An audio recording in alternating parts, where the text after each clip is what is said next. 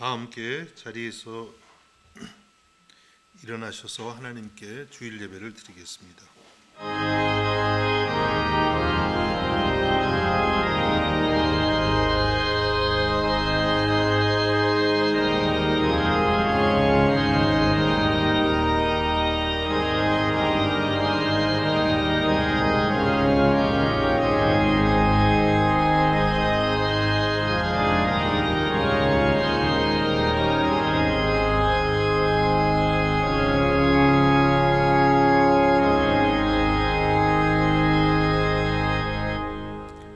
하나님 아버지, 한 주간도 우리를 지켜주시고 주의 날 주님 앞에 불러주시니 감사드립니다. 이 시간도 우리에게 오셔서 우리의 예배를 받아주옵소서. 예수님의 이름으로 기도하옵나이다. 아멘. 찬송가 125장 찬송하시겠습니다.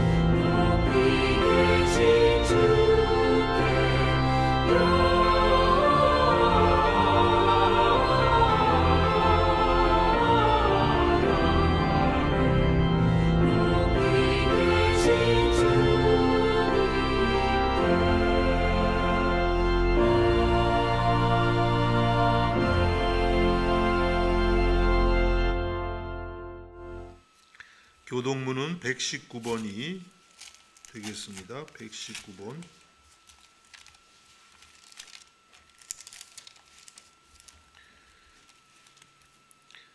여호와의 영광이 나타나고 모든 육체가 그것을 함께 보리라. 이는 여호와의 베들레헴 에브라다야, 너는 유다 족속 중에 작을지라도 이스라엘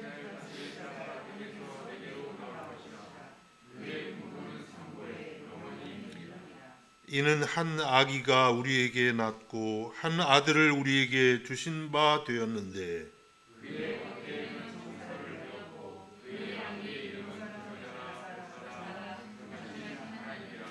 영존하시는 아버지라 평강의 왕이라 할 것임이라.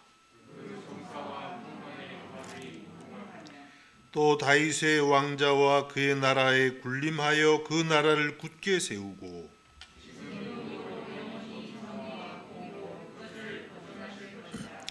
천사가 이르되 무서워하지 말라. 보라, 내가 온 백성에게 미칠 큰 기쁨의 좋은 소식을 너에게 전하노라.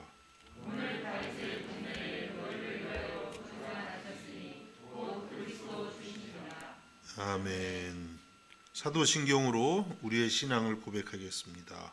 전능하사 천지를 만드신 하나님 아버지를 내가 믿사오며 그 외아들 우리 주 예수 그리스도를 믿사오니 이는 성령으로 잉태하사 동정녀 마리아에게 나시고 본디오 빌라도에게 고난을 받으사 십자가에 못 박혀 죽으시고 장사한 지 사흘 만에 죽은 자 가운데서 다시 살아나시며 하늘에 오르사 전능하신 하나님 우편에 앉아 계시다가 저리로서 산자와 죽은 자를 심판하러 오시리라.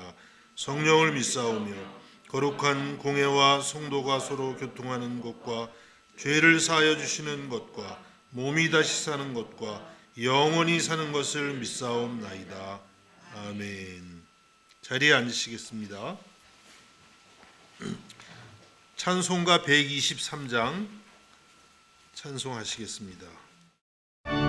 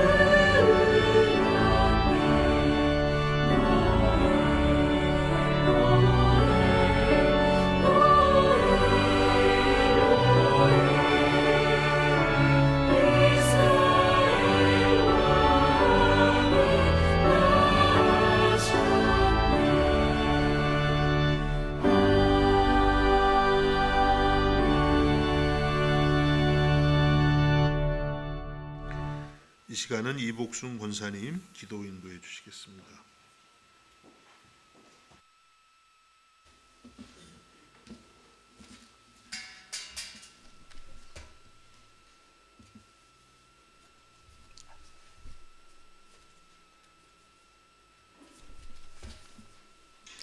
다 함께 기도드리겠습니다.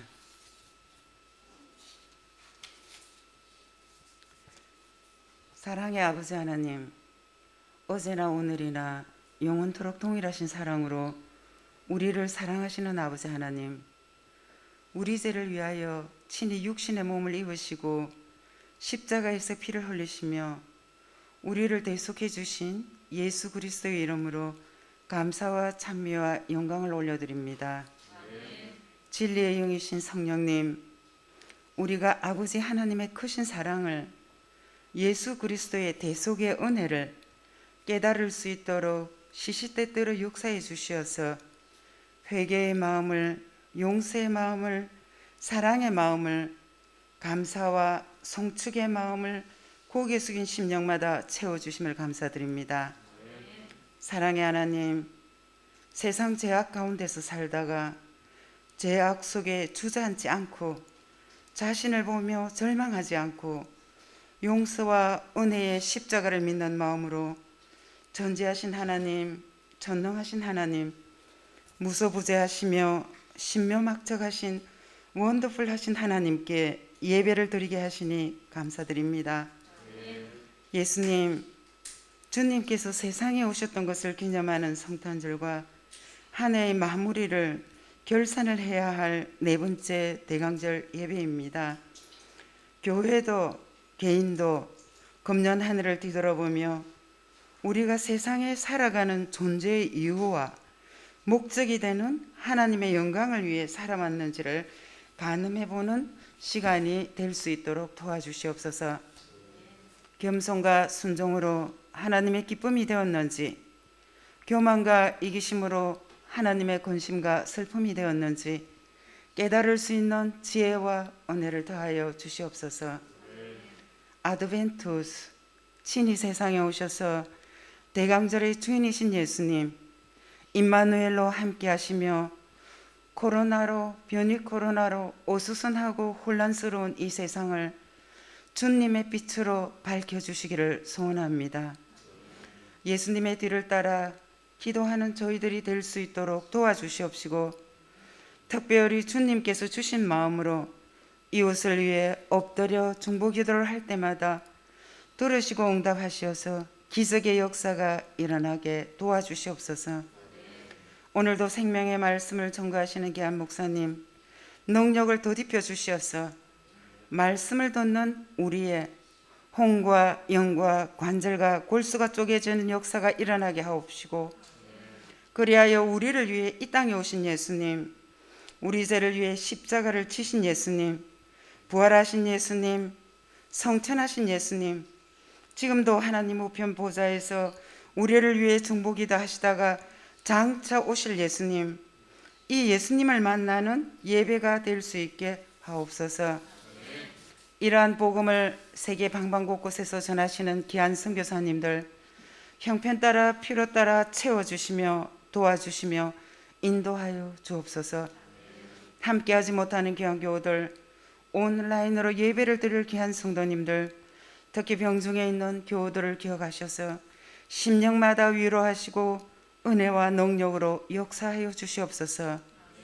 사랑의 예수님, 특별히 어린 생명들을 기억하시고 줌으로 예배를 드리는 귀한 생명들에게 지혜와 사랑으로 함께하여 주시옵소서.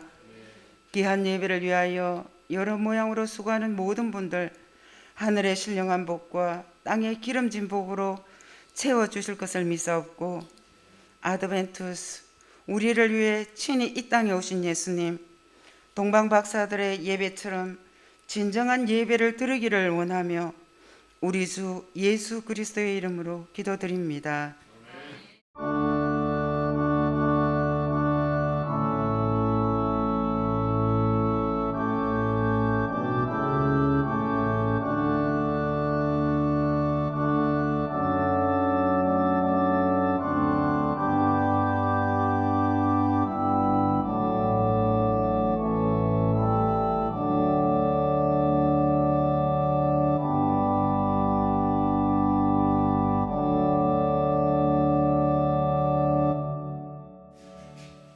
시간은 이정인 자매님 성경 봉독해 주시겠습니다.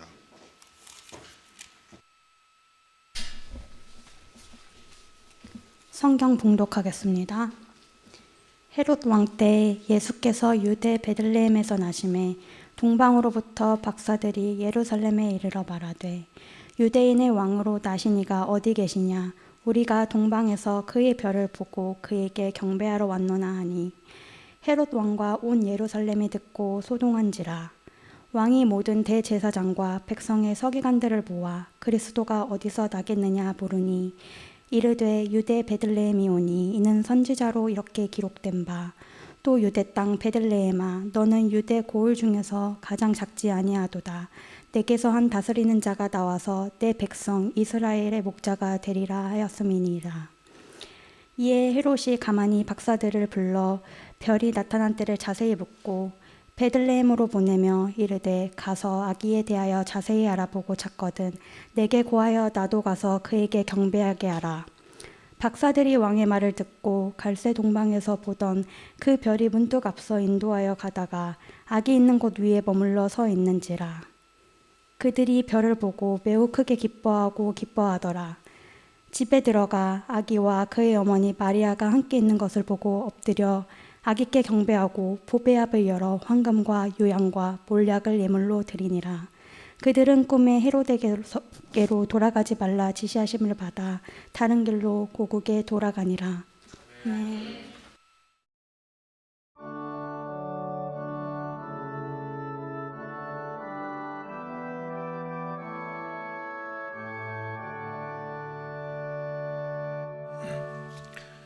성탄절이 며칠 앞으로 다가왔습니다. 성탄이 되면 늘 하는 인사가 있죠. 메리 크리스마스. 너무 혀를 많이 좀 굴린 것 같아요. 프로에 바이나흐텐 메리 크리스마스. 메리 크리스마스라고 인사하시는데 여러분 이 뜻을 알고 하시나요? 그냥 뭐 즐거워하라는 거겠지. 근데 이 뜻을 자세히 살펴보면 놀라운 성경적 진리가 담겨 있습니다. 우선 메리 하면 뭐 기뻐하라, 즐거워하라 그런 뜻이죠. 크리스마스 하면 크리스트는 그리스도, 마스는 여러분 미사시죠. 미사, 메세, 라틴어의 예배, 미사 그런 뜻입니다. 그래서 우리가 메리 크리스마스 그러면 그리스도를 즐겁게 예배하세요 그런 뜻이에요. 근데 믿지 않는 사람들도 그걸 모르고 그리스도를 즐겁게 예배하세요. 그렇게 되는 것이죠. 메리 크리스마스. 이 인사말이 우리에게 성탄이란 무엇인가, 성탄에 우리는 어디에 집중해야 되는지를 잘 보여주고 있는 그런 인사말입니다. 여러분 메리 크리스마스입니다. 이번 성탄에 즐겁게 노시는 게 아니라 즐겁게 예수 그리스도를 예배할 수 있기를 주님의 이름으로 축복합니다. 오늘 이 우리가 읽은 본문을 보면 메리 크리스마스의 이 정신을 우리에게 잘 보여준 동방 박사들의 이야기가 나오고 있습니다. 이들을 통해서 어떻게 하면 우리가 참된 예배를 하나님이 기뻐하시는 예배를 드릴 수 있는지 살펴보고자 하는 것입니다. 첫 번째는 동방 박사들의 예배는 정성이 가득한 예배였습니다. 오늘 말씀 마태복음 2장 1절과 2절을 봅니다. 헤롯 왕 때에 예수께서 유대 베들레헴에서 나심에 동방으로부터 박사들이 예루살렘에 이르러 말하되, 동방으로부터, 동방이 어딜까요? 또 밑에도 보면 이제 그들이 와서 유대인의 왕으로 나신 이가 어디 계시냐? 우리가 동방에서 그의 별을 보고 그에게 경배하러 왔노라 하니. 이 동방은 대부분의 성경학자들이 오늘날의 이란 지역, 과거에는 페르시아, 또 그 전에는 바벨론, 그 지역이라고 그렇게 생각을 하고 있습니다. 이들은 과거에 6세기, 7세기 경에 남유다가 멸망할 때 이 바벨론의 포로로 잡혀간 사람들의 후손일 거라고 대다수의 성경학자들이 말하고 있습니다. 여러 주장이 있지만 저도 그렇게 생각을 합니다. 아마도 이들은 과거에 이 남유다가 바벨론에 멸망을 했어요. 6세기, 7세기 경에. 그런데 그때 이제 많은 사람들이 포로로 잡혀갔습니다. 그 후손들이 이렇게 하나님을 메시아를 기다린 것이 아닌가 이런 생각을 해보는 것입니다. 어쨌든 여기서 동방에서 왔다 이 자체가 벌써 굉장히 멀리서 왔다는 거예요. 그렇죠? 요즘에야 뭐 이란에서 비행기 타면 예루살렘까지 글쎄 뭐 한 2시간이면 얼마나 걸리나요? 금방 가지요. 그러나 그 당시는 이게 뭐 몇 달이 걸렸을 거예요. 그렇죠? 낙타를 타고 산을 넘고 물을 건너 사막을 지나 때로는 뭐 짐승들의 위협도 있을 것이고 또 어떤 질병에 걸릴 수도 있고 혹은 또 강도가 나타날 수도 있죠. 이런 많은 위협을 무릅쓰고 오직 예수 그리스도를 경배하기 위해서 예루살렘까지 왔다는 거예요. 그래서 동방 박사들로부터 우리가 배울 수 있는 예배는 뭐냐면 정성이 있는 예배입니다. 예배를 드리기 위해서 대가를 지불하는 그런 예배예요. 지금 여러분도 대가 지불하고 계시죠. 오늘은 왜 이렇게 또 한 주간 날씨가 안 좋다가 주일날 예배를 드리려니까 왜 이렇게 날씨가 좋아. 오늘 또 이 날씨에 흔들려서 또 거기 가는 분들도 있으려나 모르겠네요. 대가를 지불하는 거예요. 예배를 드린다는 거 그냥 안 됩니다. 요즘같이 바쁜 세상에 대가를 지불하고 드렸던 것입니다. 여러분, 우리의 예배는 이와 같이 정성이 있어야 됩니다. 우리가 구원을 얻는 것은 정성으로 구원받는 건 아니에요. 정성으로 구원받는데 예수님의 정성으로, 그렇죠? 예수님이 십자가에서 내 모든 죄를 다 대신하셨기 때문에 그 사랑으로 구원을 받죠. 그렇지만 구원받은 우리 하나님의 백성은요, 정성스럽게 하나님을 예배 드려야 됩니다. 구약 시대에는 하나님께 이제 제사를 드렸어요. 신약 시대는 예배라 그러죠. 구약 시대는 짐승을 제물로 이렇게 드렸는데 그 짐승을 드릴 때에 그 짐승은 반드시 흠이 있으면 안 돼요. 가장 최상의 것을 하나님께 제물로 드려야만 했던 것입니다. 레위기 22장 22절에서 이렇게 말씀을 합니다. 너희는 눈먼 것이나 상한 것이나 지체 중에 배임을 당한 것이나 종기 있는 것이나 습진 있는 것이나 비루 먹은 것, 비루 먹은 건 뭐예요? 비루 먹은 것을 여호와께 드리지 말며 이런 것들은 제단 위에 화제물로 여호와께 드리지 말라. 하나님께 제물을 드리는데 이렇게 보니까 눈이 멀고 뭐 상했고 비루 먹은 거는 이렇게 뭐 인터넷 찾아보니까 그냥 이렇게 털이 이렇게 막 다 벗겨지고 좀 보기에 이렇게 참 병드는 그런 모습이 있죠. 비루 먹어도 이거 팔 수도 없고 털 쓸 수도 없고 이거는 하나님께나 드리자. 큰일 난다는 거예요. 그러지 말라는 거겠죠. 이런 것들은 제단 위에 화제물로 드리지 말라고 말씀을 하셨어요. 가장 좋은 것, 그렇죠? 가장 건강한 것을 하나님께 제물로 드리라고 말씀하셨어요. 무슨 의미입니까? 하나님께 예배할 때에 최고의 정성을 다하라고 말씀하신 것입니다. 예수님께서도 요한복음 4장 23절과 24절에서 이와 같이 예배를 가르치십니다. 아버지께 참되게 예배하는 자들은 영과 진리로 예배할 때가 오나니 곧 이때라. 아버지께서는 자기에게 이렇게 예배하는 자들을 찾으시느니라.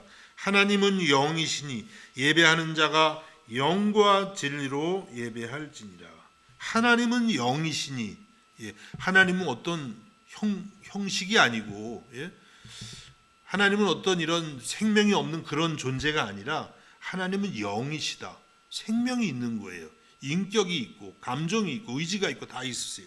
그래서 하나님을 예배할 때 중요한 것은 우리들도 영과 진리로, 여기는 또 다른 많은 의미가 있지만은 온 정성을 다해서 우리의 온 인격으로 하나님을 예배하라는 거예요. 그래야만 하나님께서 그 예배를 받으신다고 말씀을 하셨습니다.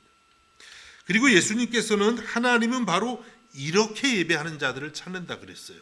하나님도 사람을 찾으십니다. 근데 특별히 누굴 찾으시냐면 이렇게 정성을 다해서 하나님을 예배하는 사람을 찾으신다는 거예요. 예. 형식적으로 그냥 어쩔 수 없이 예배하는 사람은 안 찾으세요. 예. 하나님이 정말 찾으는 사람은요, 일 잘하는 사람도 아닙니다. 예. 세상에서는 일 잘하는 사람 아무래도 찾겠죠. 또 하나님은요, 뭐 사회 정의를 위해서 일하는 그런 사람도 안 찾아요. 뭐 그런 것도 필요하지만 그게 우선순위가 아니에요. 하나님은 능력 있는 사람도 안 찾으세요. 누구를 찾으세요? 하나님은 이렇게 온 마음을 다해서 하나님을 예배하는 사람을 찾으신다는 거예요. 왜 찾으시겠어요? 뭐 그냥 찾고 말려고? 그게 아니라 그들에게 능력을 부어주시고 그들에게 은혜를 부어주셔서 하나님의 영광을 위해서 쓰임 받으라고 찾으신다는 거예요. 여러분, 저와 여러분이 바로 이와 같이 하나님이 찾으시는 예배자들이 다 될 수 있기를 주님의 이름으로 축복합니다. 예배는 이렇게 정성을 다해서 드리는 것입니다. 또 제 자랑을 해서 죄송한데요. 자랑인 것 같지만 사실 부족함을 고백하는 것인데, 제가 전에 한국에서 부목사로 있을 때, 뭐 지난주 설교하면서도 보니까 막 이게 시간대가 막 헷갈렸는데, 여기서는 부목사로 안 있었고 한국에서 부목사로 상당히 규모가 그래도 큰 교회에 3년간 있었는데, 제가 그 목사님을 참 좋아했어요. 예, 그래가지고 이제 부목사들은, 부교육자들은 1부, 2부, 3부 예배를 드리는데 다 참석을 해야 됩니다. 저 뒤에 앉아서 성도님들 오시면 안내도 하고 이제 예배 시간 내 뒤에 이렇게 앉아 있죠. 1부는 이제 저는 목사님 참 좋아하고 따라가지고 말씀을 잘 듣고 축도를 받아요. 근데 2부가 되면 어떻게 될까요? 정신이 말짱할까요? 약간 졸음이 오죠.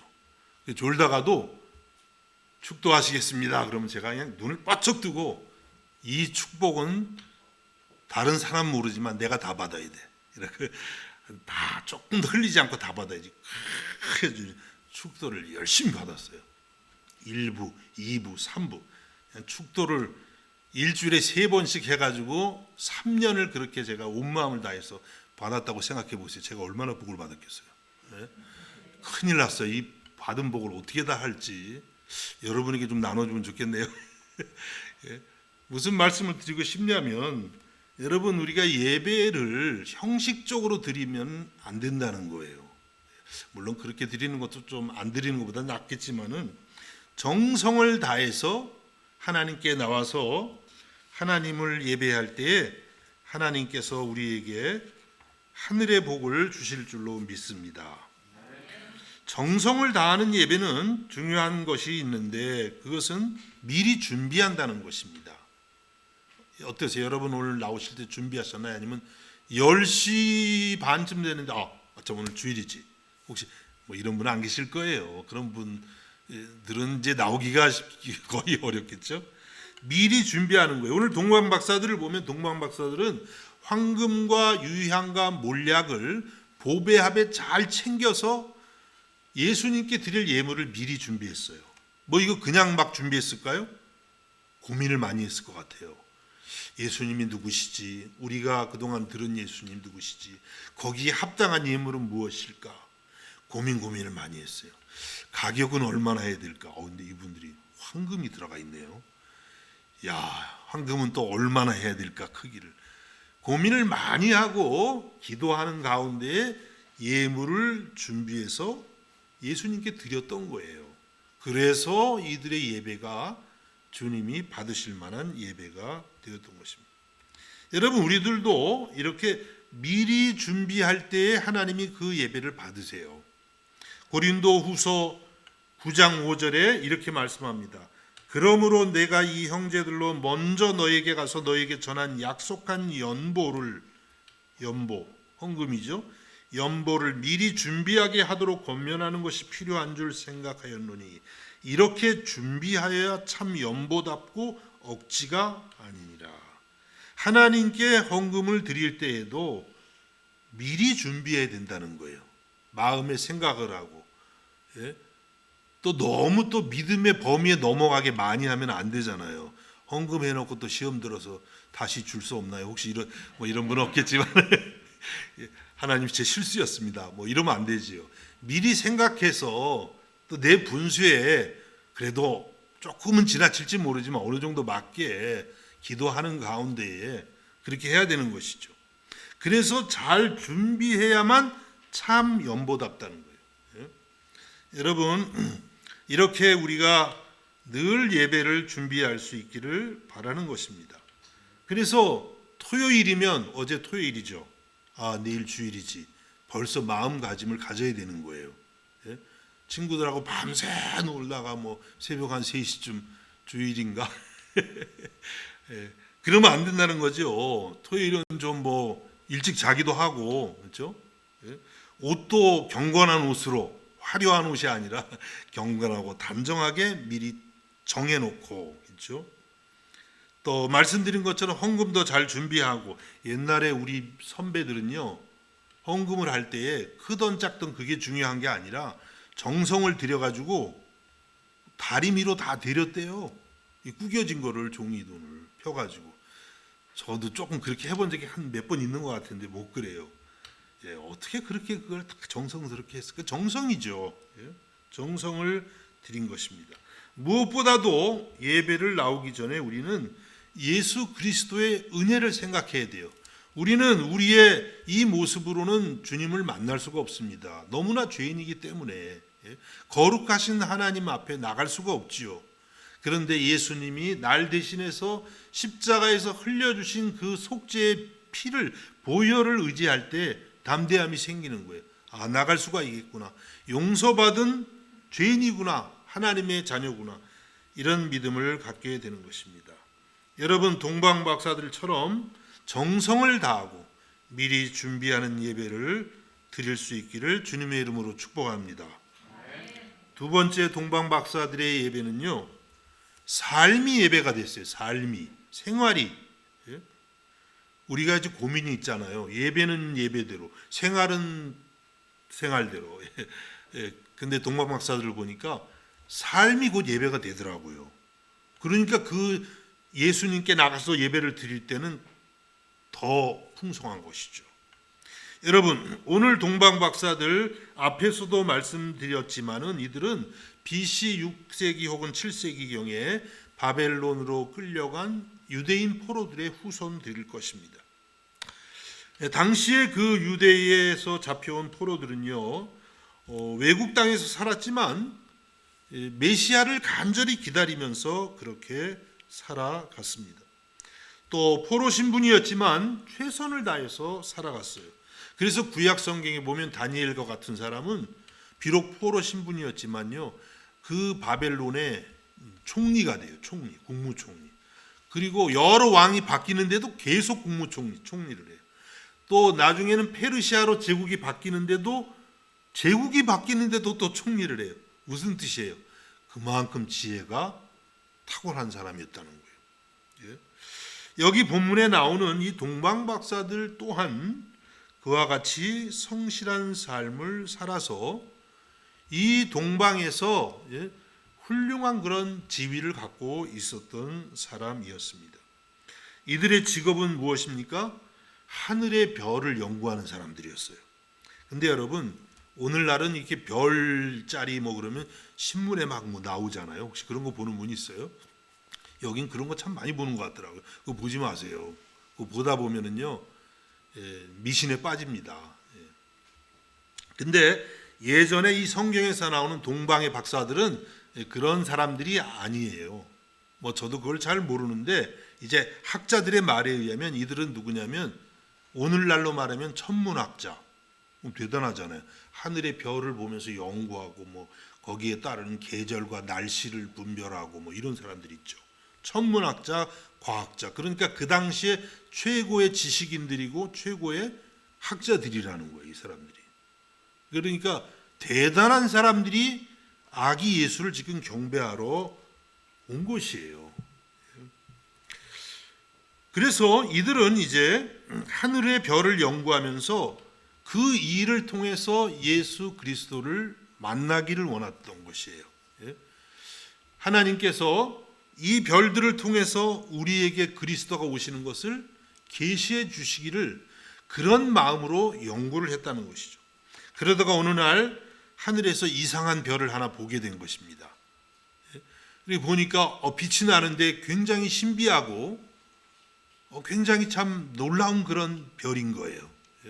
뭐 약간 제가 각색은 했지만 당연히 그러지 않았겠어요? 이 말씀을 보면.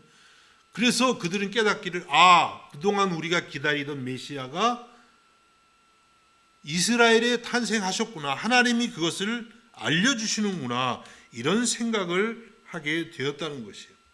그래서 동방 박사들은 어떻게 그리스도를 만나게 된 것이냐면 자기의 학문과 자기가 하는 일, 직업을 통해서 예수 그리스도를 찾았고 또 발견하게 되었던 것입니다. 실제로 그런 이야기 저 가끔 들어봤어요. 예수를 안 믿었는데 천문학을 공부하다가 하나님의 존재를 믿게 되고 예수님을 믿었다는 거예요. 그동안에는 우주가 이렇게 넓은지 몰랐는데 천문학을 공부하는데 보니까 이 우주가 무한대, 너무나 기절할 만큼, 그 다음에 그 우주가 질서정연하게 움직이는 것을 보면서 이건 우연일 수가 없다. 신이 존재하는구나. 거기서 하나님 앞에 굴복하고 예수님을 믿게 되었다는 그런 간증을 몇 번씩 보았습니다. 여러분, 우리가 공부하는 학문이나 어떤 직업이나 우리 생활 모든 영역을 통해서 우리가 주님을 알기 원하고 주님의 진리를 알기 원한다면 주님께서 우리에게 나타내 주시는 줄로 믿습니다. 그래서 여기 이 동방 박사들은 이렇게 자기의 생활을 통해서 주님을 만나고 주님을 예배하는 사람이 되었던 것입니다. 골로새서 3장 23절과 24절에서 이런 말씀을 합니다. 무슨 일을 하든지 마음을 다하여 주께 하듯 하고 사람에게 하듯 하지 말라. 이는 기업의 상을 주께 받을 줄 아나니 너희는 주 그리스도를 섬기느니라. 참 제가 좋아하는 말씀인데요.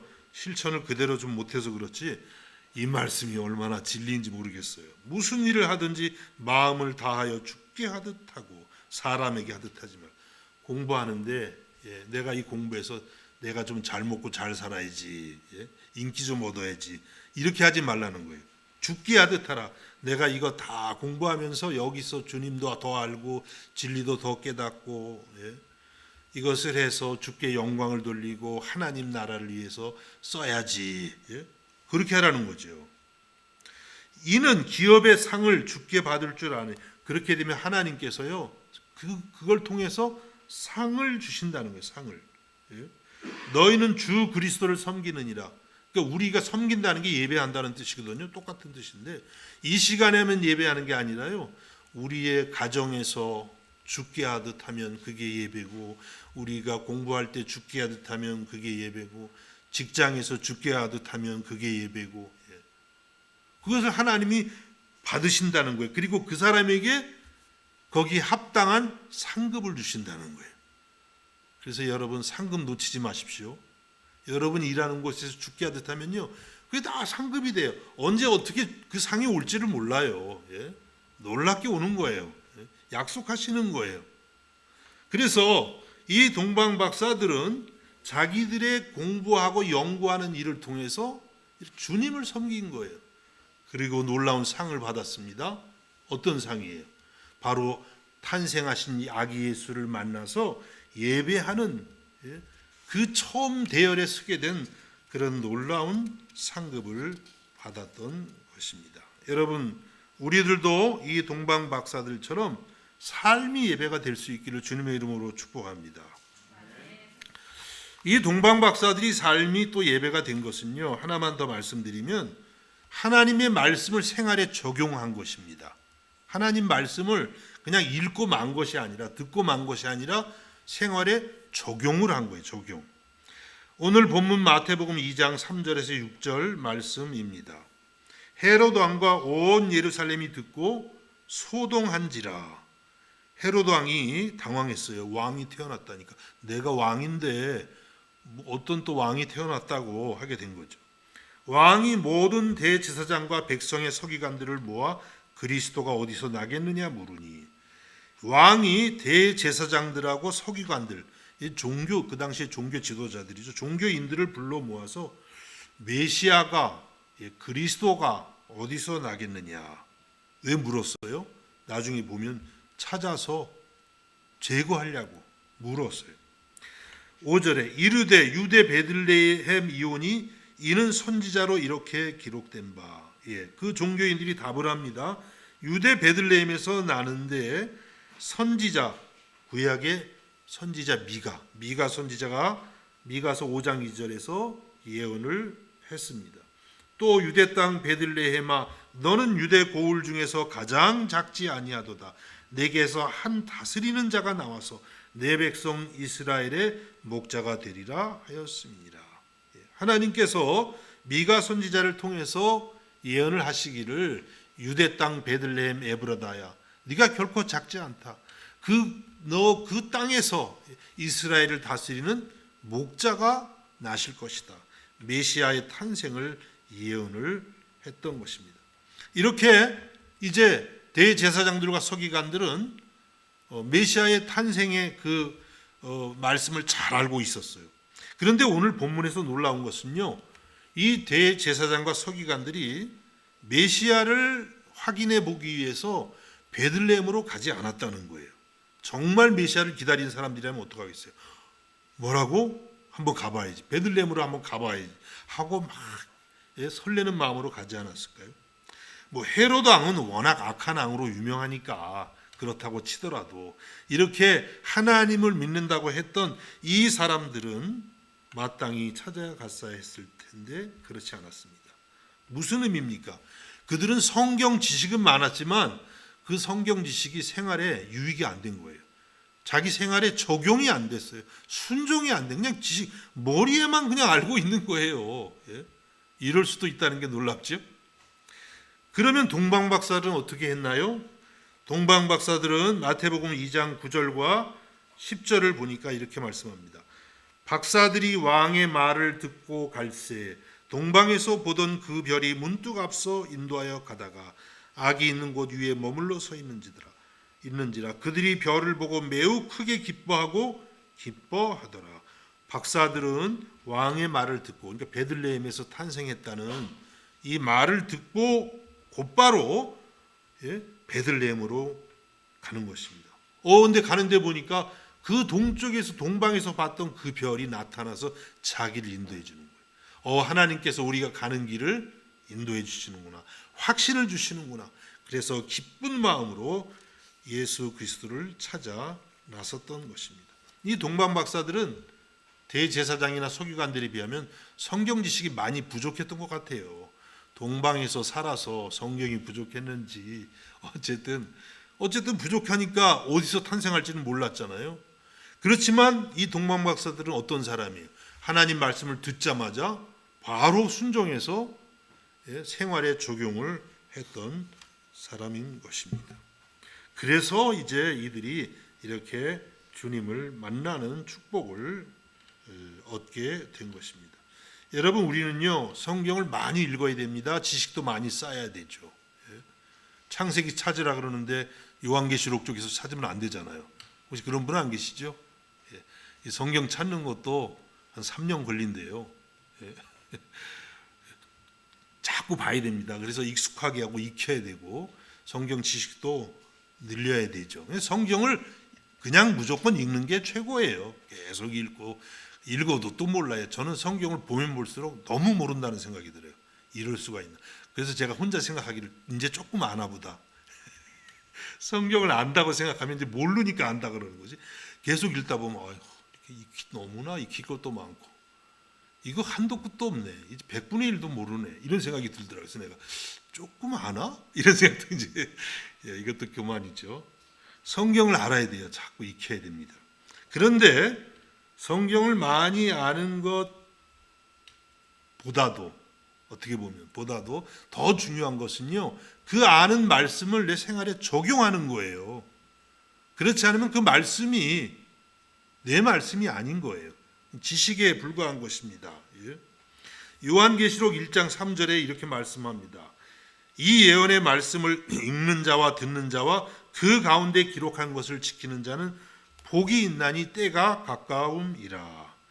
하나님의 말씀을 읽는 자, 듣는 자 1조 여러분 읽으시죠. 매일 읽으셔야 됩니다.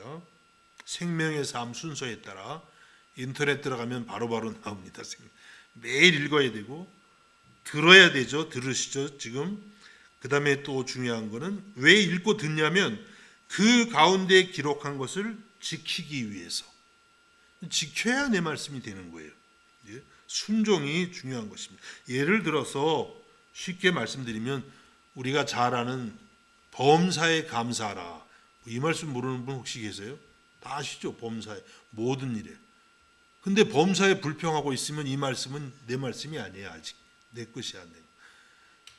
그렇다고 뭐 언제나 되는 건 아니지만 그래도 항상 이 말씀에 순종하겠어 억지로라도 순종하고 감사하려고 할 때 이 말씀이 내 말씀이 되는 것이죠. 내 원수를 사랑하라. 너무 안 되죠. 그래도 또 하려고 순종은 그래요. 주님 맞습니다. 이렇게 해야 이 말씀이 내 말씀이 되는 것입니다. 또 요한복음 1장 12절 여러분 잘 아시죠? 영접하는 자, 예수님을 영접하는 자, 곧 그 이름을 믿는 자들에게는 하나님의 자녀가 되는 권세를 주셨으니.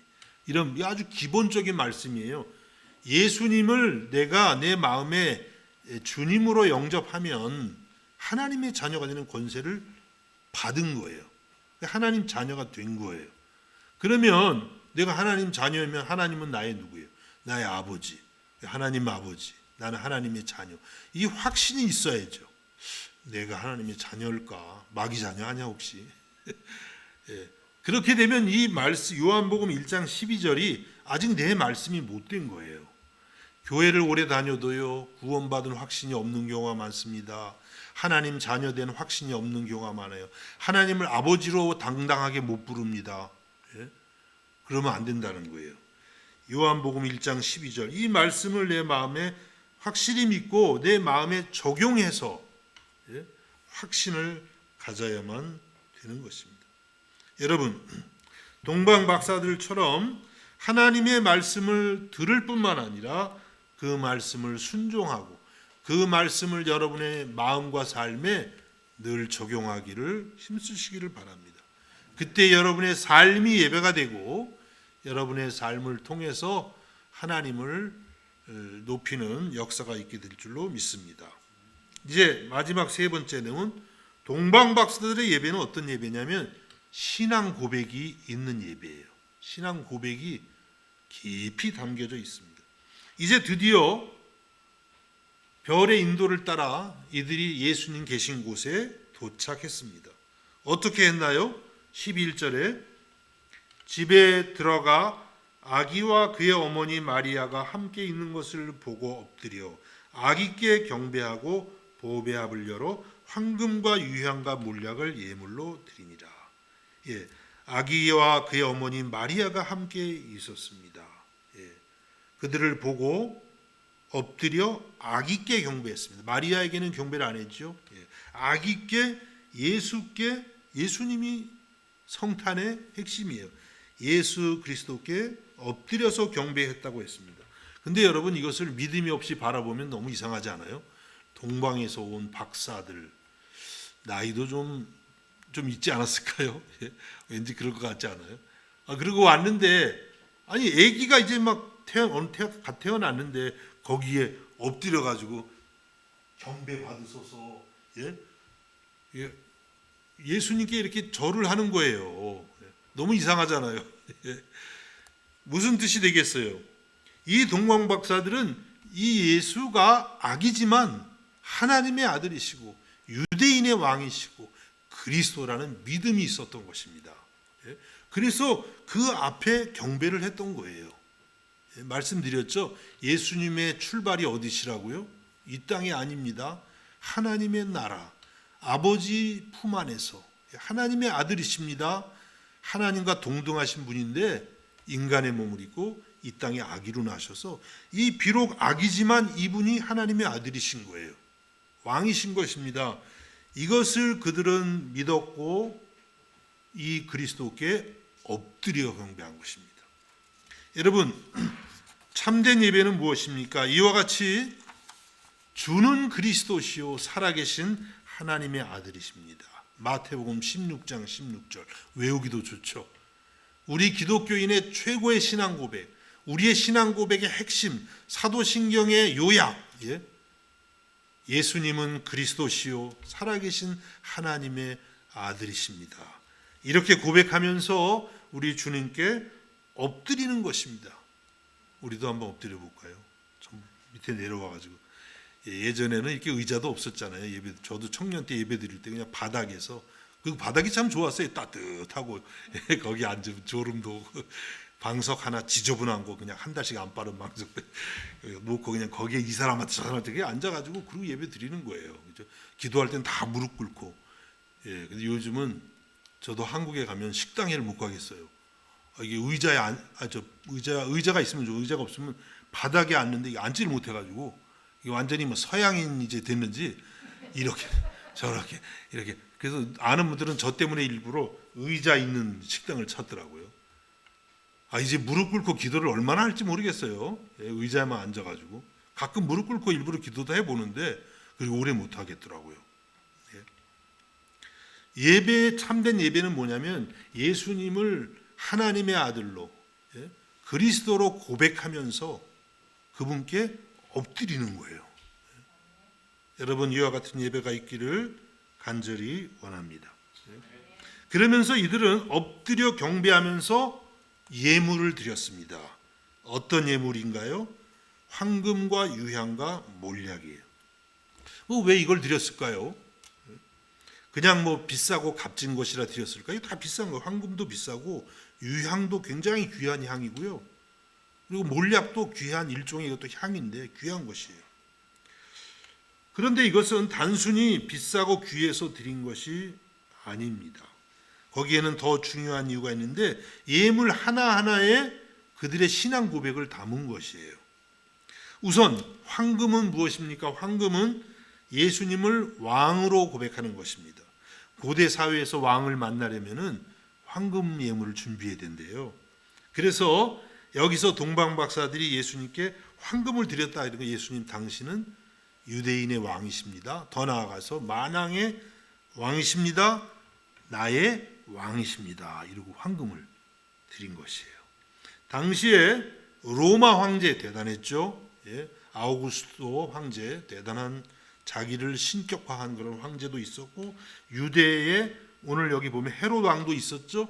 이런 대단한 권력을 가진 왕들이 있었지만 이 동방 박사들은 어떻게 고백하는 거예요? 아닙니다. 그들이 참된 왕이 아니라 여기 오늘 성탄에 아기로 태어나신 예수가 진정한 왕입니다. 그러고 예배를 드리는 거예요. 참 혁명적이고 그런 대단한 고백을 지금 하고 있는 것입니다. 여러분, 우리들도 이 성탄을 맞아서 그렇습니다. 예수 그리스도야말로 이 온 우주의 왕이십니다. 세상에 많은 권력자들이 있고 대단한 사람들이 있지만 그들이 참된 왕이 아니라 우리가 믿고 경배하는 예수 그리스도가 왕입니다. 이렇게 고백할 수 있기를 주님의 이름으로 축복합니다.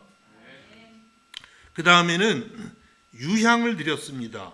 유향은 이 아라비아 지역에서 유향나무라는 게 있는데 그 껍질에 이렇게 상처를 낸대요. 그럼 거기서 수액, 물 같은 게 이렇게 흐르는데 그거를 받아서 건조시킨 게 유향이라고 합니다.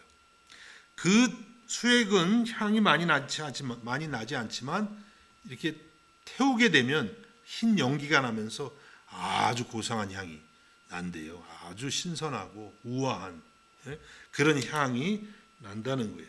그래서 구약 시대는 성막에 이제 예배드리는 성막이 있잖아요.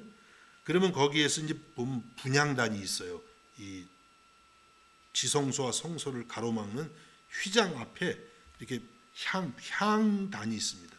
거기에서 24시간 동안 이 유향을 태워서 그 향내를 하나님께 올려 드렸습니다.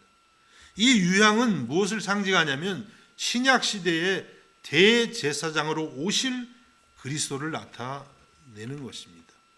예수님이 우리를 위해서 늘 하나님 앞에 중보의 기도를 드리는 모습을 상징한다고 하겠습니다. 그러니까 이 동방 박사들은 이 유향을 드림으로써 아기 예수를 하나님과 우리 사이를 연결해 주시는 우리의 대제사장으로 고백하고 있습니다. 히브리서 4장 15절과 16절에 이와 같이 말씀하고 있습니다. 우리에게 있는 대제사장은 예수님이죠. 우리의 연약함을 동정하지 못하실 리가 아니요 모든 일에 우리와 똑같이 시험을 받으신 이로되 죄는 없으시니라. 그러므로 우리는 긍휼하심을 받고 때를 따라 돕는 은혜를 얻기 위하여 은혜의 보좌 앞에 담대히 나아갈 것이니라. 우리가 연약하고 부족하지만 우리의 대제사장 되신 예수님이 우리와 똑같은 육체를 갖고 이 땅에 사셨기 때문에 우리 연약함을 너무나 잘 이해하세요. 그러나 그분은 죄가 없으세요. 그래서 그 대제사장이신 예수님을 의지하게 되면은 우리가 담대히 하나님의 은혜의 보좌 앞에 나아갈 수 있다고 하는 것입니다. 그래서 우리가 예배 드릴 때에 언제나 그리스도의 보혈을 생각하는 것이, 나는 아무런 공로 없지만 대제사장 되신 예수께서 나를 위해 흘려주신 그 보혈을 의지해서 오늘도 담대히 나옵니다. 이렇게 할 때에 하나님이 우리 예배를 기뻐 받으실 줄로 믿습니다. 그리고 마지막으로는 몰약을 드렸는데, 이 몰약은 예수님을 고난받는 선지자로 고백하는 것입니다. 물론 이제 이 해석은 다 다양해요. 이거는 이제 제가 조금 따라가는 해석이고 또 다양한 해석들을 하는데, 이 몰약은 뭐냐면 이것도 일종의 이제 그 향인데, 특별히 사람이 죽게 되면 그 죽은 몸에 이 몰약을 발랐대요. 부패를 방지해 주는 역할을 했다고 합니다. 그래서 예수님이 죽으셨을 때에 니고데모라고 하는 사람이 예수님께 와서 이 몰약을 몸에 발라드렸어요. 요한복음 19장 39절과 40절에 보니까 일찍이 예수께 밤에 찾아왔던 니고데모도 몰약과 침향 섞은 것을 100리트라쯤 가지고 온지라. 이에 예수의 시체를 가져다가 유대인의 장례법대로 그 향품과 함께 세마포로 썼더라. 몰약을 갖고 와서 그 몰약으로 예수님의 몸에 발라 드렸다고 그렇게 말씀합니다. 그래서 이 몰약은 십자가에서 고난 받으실 그리고 죽으실 그리스도를 예표하는 거예요. 여러분, 구약의 선지자들 하면 거짓 선지자들 말고 참 선지자들의 특징은 뭐냐면 고난을 받는 거예요. 하나님의 말씀을 증거하다가 고난을 받는 거예요. 저도 말씀을 전하면서 고난을 받아야 이게 좀 옳은 사람인데, 고난 좀 주세요. 자, 쓸데없는 대로 얘기가 좀 빗나갔네요. 그래서 예수님이 누구시냐? 하나님의 진리의 말씀을 전하다가 고난 받으신 거예요. 그래서 구약의 선지자의 그 계보를 이어가는, 그 전통을 이어가는 고난받는 선지자라고 하는 것입니다. 바로 몰약을 주님께 드렸다는 것은 벌써 예수님의 그 선지자의 전통에 서 있는 그리스도의 고난을 미리 보여주고 있는 것입니다. 그래서 이 세 가지 예물은 요약하면 뭐냐면 다시 마태복음 16장 16절이 되는 거예요. 주는 그리스도시요 살아계신 하나님의 아들이십니다. 여러분, 그리스도, 메시아 똑같은 말인데 그리스도가 누구예요? 구약의 왕과 대제사장과 선지자 세 직분을 완성하신 분이 예수 그리스도, 기름 부음 받은 자. 구약 시대에 기름 부음을 받는 직분이 세 개였거든요. 왕과 제사장과 선지자예요. 그런데 예수님이 이 세 가지 직분을 다 총합해서 감당하기 위해서 이 땅에 오신 기름 부음 받은 자, 그리스도라고 그렇게 고백을 했던 것입니다. 여러분, 이와 같이 신앙 고백이 확실하고 신앙 고백이 바른 그런 예배를 하나님은 받으십니다. 여러분, 예배는 그냥 우리의 평안만을 위해서 온 거 아니에요. 뭐 그런 평안이 오지만 그것이 핵심이 아니에요. 주는 그리스도시요 살아계신 하나님의 아들이십니다. 주님이 만왕의 왕이십니다. 고백하는 것입니다. 우리의 예배는요, 그냥 내 소원만 빌러 온 것이 아니에요. 그 소원만 비는 거는 사당 산에 가면 그런 거 있죠. 거기 가서 비는 게 그거고, 우리 이 믿음은 그게 아니에요. 우선은 하나님의 아들이신 그리스도를 예배하는 거예요. 물론 그리고 소원도 빌 수가 있는 것이죠. 여러분, 우리의 예배 속에 이렇게 분명한 신앙 고백이 항상 담겨 있기를 간절히 바랍니다. 메리 크리스마스. 아직 며칠 남았지만 메리 크리스마스. 무슨 뜻이라고요? 즐겁게 놀아라? 아닙니다. 예수 그리스도를 기쁘게 경배하세요. 이러한 계절이 될 수 있기를 주님의 이름으로 축복합니다. 기도하겠습니다. 주님 감사합니다. 성탄을 맞아서 동방박사들을 통해서 참된 예배가 어떤 것인지 다시 한번 생각하게 해주셔서 감사드립니다. 이들의 예배를 묵상하면서 우리들도 본받게 해주시고 날마다 우리의 생활이 예배가 되게 해주시고 모여서 예배할 때마다 주는 그리스도시요 살아계신 하나님의 아들이십니다. 엎드려 경배하는 저희가 되게 하여 주시옵소서. 예수님의 이름으로 기도하옵나이다. 아멘. 우리 찬송가 116장 찬송하시겠습니다.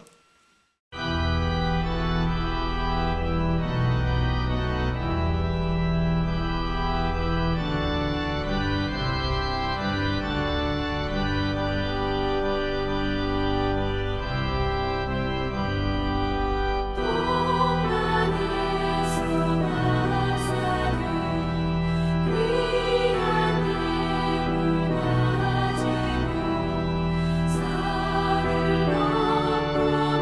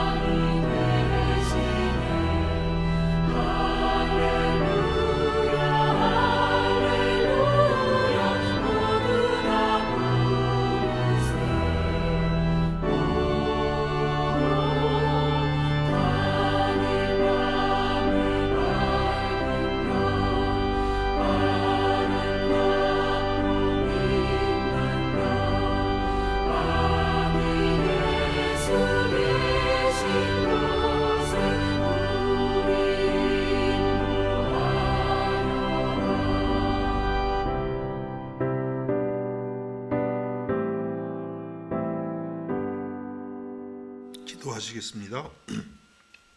하나님 아버지, 아버지의 사랑을 감사드립니다. 무엇보다도 아들을 주시기까지 그렇게 우리를 사랑해 주시고 존귀하게 여겨주셔서 감사드립니다. 오늘도 그 사랑 감사하면서 아버지 앞에 또 우리 주님 앞에 나와 몸과 마음을 우리 정성을 드립니다. 미리 준비해서 주 앞에 드립니다. 주님 받아주옵시고 우리를 주님의 도구로 날마다 새롭게 해주셔서 우리가 행하는 모든 일을 통해서 주님을 영화롭게 할 수 있도록 은혜를 내려주옵소서. 드린 손길마다 축복하셔서 영혼이 잘됨같이 범사가 잘되고 강건한 역사가 있게 하여 주옵소서. 예수님의 이름으로 기도하옵나이다. 아멘. 자리에서 일어나셔서 635장 주기도문을 찬양하겠습니다.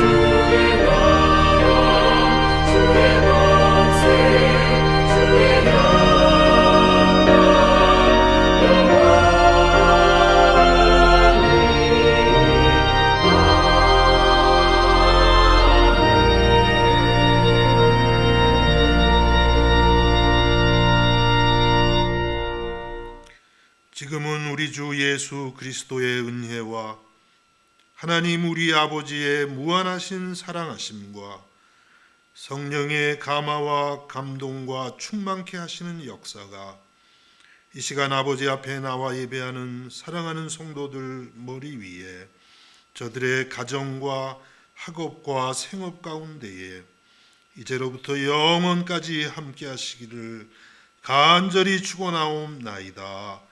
아멘.